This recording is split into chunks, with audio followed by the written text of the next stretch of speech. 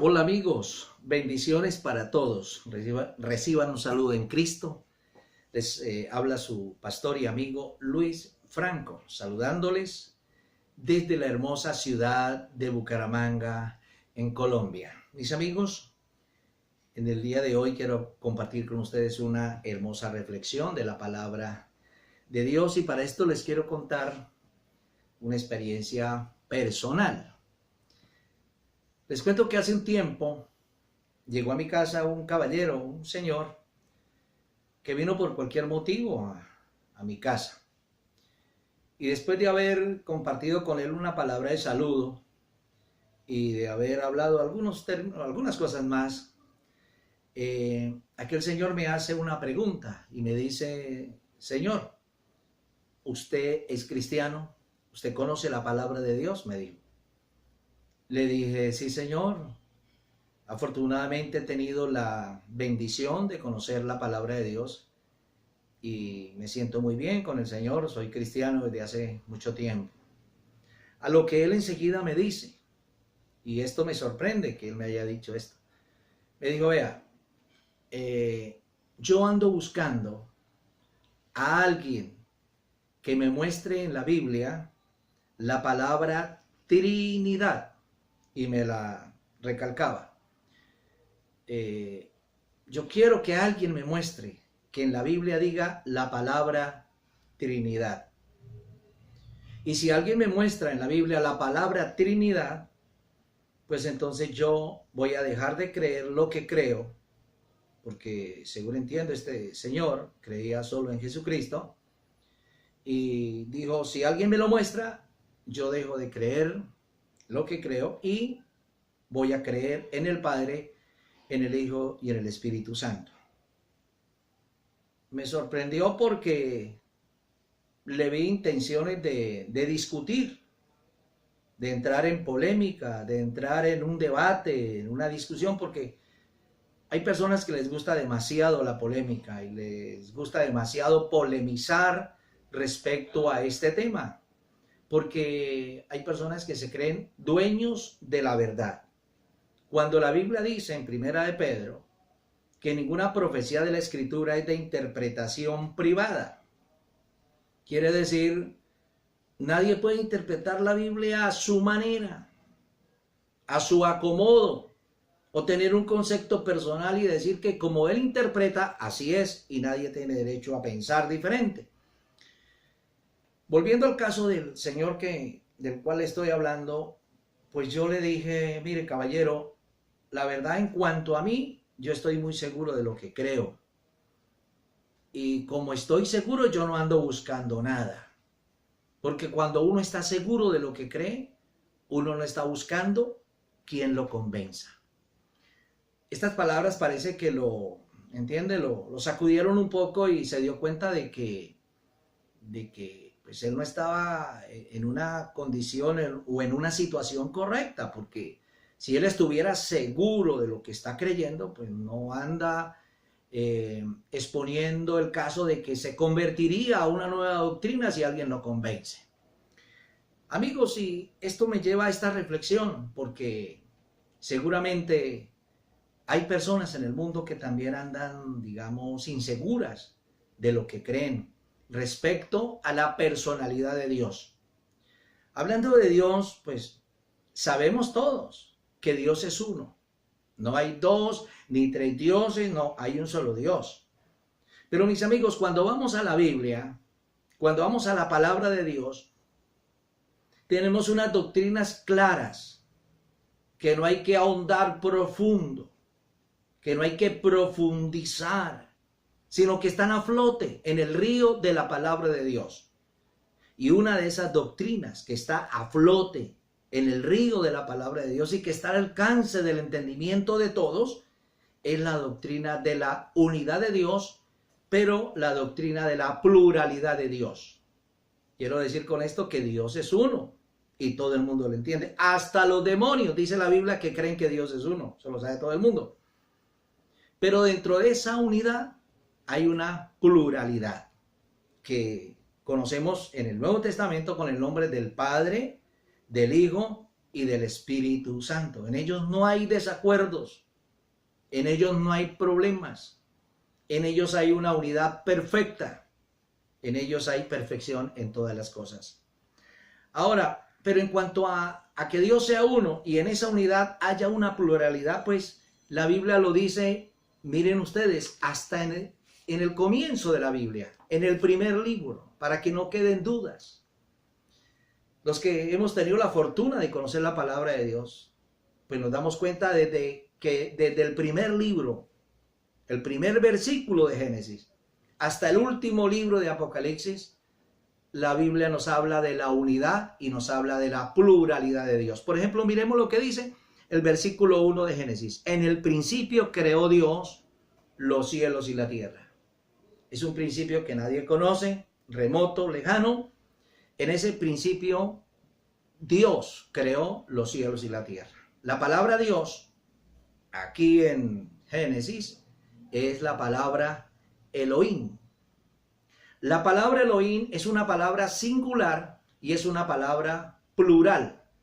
Se puede leer el dioses, el singular, dioses plural. O se puede leer los Dios. Vemos la unidad, la singularidad y la pluralidad en Dios. Solamente en este solo versículo. Y de ahí en adelante la Biblia nos habla del Dios Elohim, del Dios uno, pero el Dios plural. Porque Dios es como la familia. ¿Cómo es la familia? La familia suya, querido hermano, querido amigo, mi propia familia. Es una familia. Yo tengo una familia, no tengo más. Una familia. Una. Pero dentro de esa unidad de la familia, estoy yo, está mi esposa, están mis hijos y están mis nietos. O sea, cantidad de gente, pero somos una familia. ¿Recuerda usted cuando Jesús habló del matrimonio? Y hablando pues de la unidad y de la perfección del matrimonio. Por eso el matrimonio es algo que se asemeja a Dios. El matrimonio se asemeja a la unidad y a la pluralidad de Dios. Dijo el Señor Jesucristo en San Mateo capítulo 19. Dijo, porque dejan de ser dos para convertirse en uno.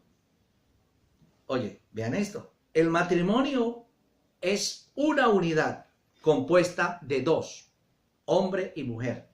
La familia es una compuesta de los esposos y los hijos. Entonces, en cuanto a Dios, ¿por qué a veces a mucha gente le cuesta entender que Dios es uno, pero dentro de esa unidad hay una pluralidad? Para esto, el libro de Génesis nos sigue hablando, nos sigue enseñando, sigue revelando la esencia de Dios. En el capítulo 1, verso 26 de Génesis dice, y dijo Dios, o sea, dijo Elohim. Recuerde que Elohim es el dioses o los Dios. Elohim. Dijo Dios. ¿Qué dijo Dios? Hagamos al hombre conforme a nuestra imagen y semejanza. Qué plan tan hermoso, qué plan tan precioso, qué maravilloso lo que Dios planeó, formar una criatura. Dice, una criatura que fuera a su imagen y a su semejanza. Pero el punto principal acá es que Dios dijo, hagamos. Hay un pronombre plural, hagamos. Pues es entendible. Y esto es entendible aquí y en cualquier parte. Que cuando uno está solo, cuando hay una sola persona, pues uno dice, haré, voy a hacer. Pero jamás va a utilizar la palabra hagamos, porque es que estoy solo. Si en la persona de Dios hubiera una sola persona, como algunos dicen que es solo Jesús, entonces Jesús no hubiera utilizado la palabra hagamos, porque está incluyendo otras personas, está incluyendo otros agentes. Aquí dice entonces, hagamos al hombre a nuestra imagen y conforme a nuestra semejanza. Claro, algunos dicen, pero es que Dios no tiene brazos, es que Dios no tiene pies, es que Dios no tiene cabeza, es que Dios no tiene ojos. Entonces, esa palabra semejanza no se puede entender que Dios diga que hace al hombre así, que se parezca en su forma física. No, la Biblia dice que Dios es espíritu. Pero cuando dice que Dios lo hizo a su imagen y a su semejanza, lo que está diciendo es que Dios lo hizo para que al hombre tuviera autoridad en la tierra, tuviera autoridad en el planeta. En ese aspecto, el hombre lleva la semejanza de Dios. ¿Acaso, mi amigo, hermano, usted no tiene autoridad? Claro que la tiene. ¿De dónde la recibió? Directamente de Dios. Entonces, aquí Dios está diciendo, hagamos. Está expresando pluralidad, unidad y pluralidad. Pero luego cuando el hombre, lamentablemente, se deja engañar por el diablo, por la serpiente y peca, bueno, usted conoce la historia, el Señor viene al encuentro del hombre, pero Dios hace o tiene una expresión, Génesis capítulo 3, versículo 22. Vea lo que Dios dice. Y dijo Jehová Dios, he aquí el hombre es como uno de nosotros, sabiendo el bien y el mal. ¿Quién está hablando? Jehová Dios.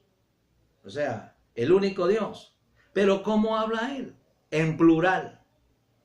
Él no está hablando ni con ángeles, no está hablando con querubines, no está hablando con otras criaturas, como algunos suponen en Génesis 1:26, que cuando Dios dijo hagamos al hombre, dicen algunos, es que Dios estaba hablando con los ángeles. Pues no, porque el hombre no fue hecho a imagen de ángeles, el hombre fue hecho a imagen de Dios. Entonces aquí Dios en Génesis 3:22 dice, el hombre es como uno de nosotros.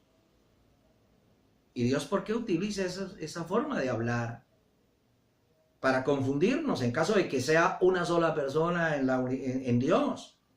Él estaría generando confusión, nos estaría tirando al enredo, nos estaría tirando a un abismo, porque Él mismo nos está empujando a creer en cosas que no son ciertas. Pero jamás Jesucristo dijo, yo soy la verdad. Dios es la verdad y Él no nos va a engañar ni nos va a mentir. Entonces dice acá que Dios dijo, el hombre es como uno de nosotros. Pluralidad.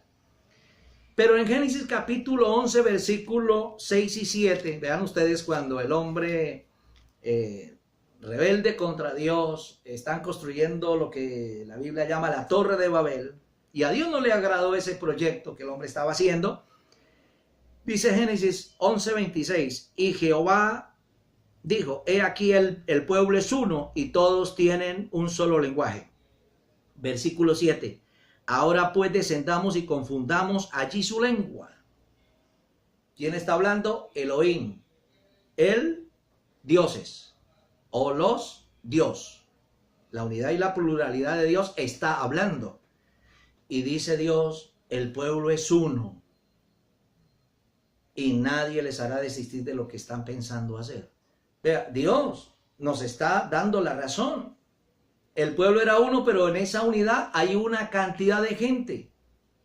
Luego Dios dice, descendamos y confundamos allí su lengua para que ninguno entienda. Él habla de su compañero. Dios habla de descender. Entonces, cuando habla y dice, descendamos, confundamos. Bueno, yo creo que es fácil comprender que Dios está hablando en plural, pero no está hablando con otros seres, está hablando Dios, porque aquí dice que es Dios el que está hablando. Ahora, esta palabra uno, cuando Dios dice acá, el pueblo es uno, esa palabra uno es ejad en hebreo, y la palabra ejad es uno compuesto de varios.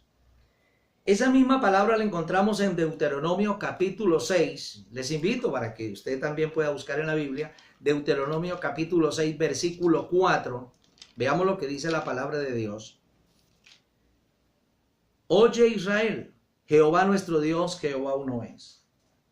Moisés le habla al pueblo y le dice, oye, en otras palabras, atención. Jehová nuestro Dios, Jehová uno es.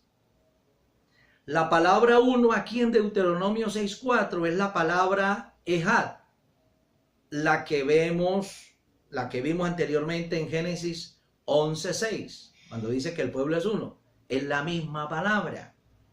Entonces, uno significa uno compuesto de varios.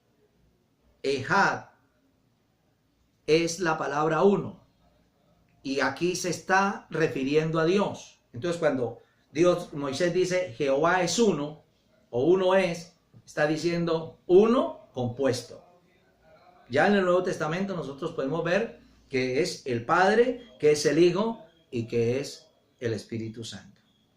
Entonces, mi pregunta es, si iniciando la Biblia, la escritura es tan abundante en estos términos, en estas expresiones, en la forma que Dios habla y de lo cual Él manifiesta su personalidad y su naturaleza, porque hay gente que, como el personaje que llegó a mi casa, no entienden, no comprenden.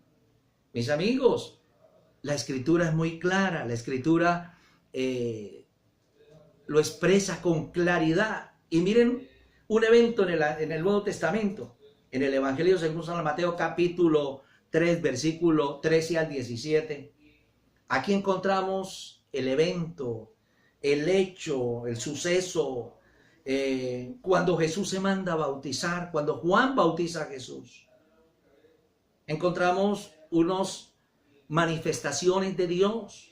Dice que cuando Jesús subía del agua, los cielos fueron abiertos y que el Espíritu Santo descendía sobre él en forma de paloma, y se escuchó la voz del Padre que decía: este es mi Hijo amado en el cual tengo complacencia.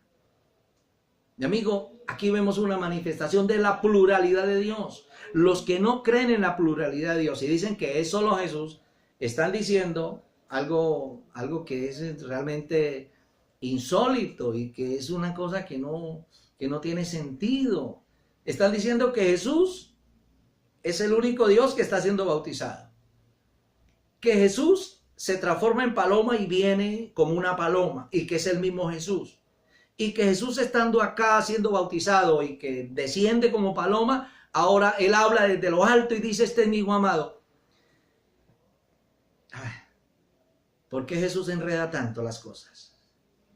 Hombre, ¿por qué Jesús, si viene a enseñarnos la verdad y viene a aclararnos el camino de Dios, entonces nos va a complicar cuando Él es el único, según dicen algunos, pero entonces se transforma en tres cosas, en tres eventos, en tres personas, en tres, como dicen algunos, en tres manifestaciones, que no son manifestaciones, sino que son personalidades de Dios.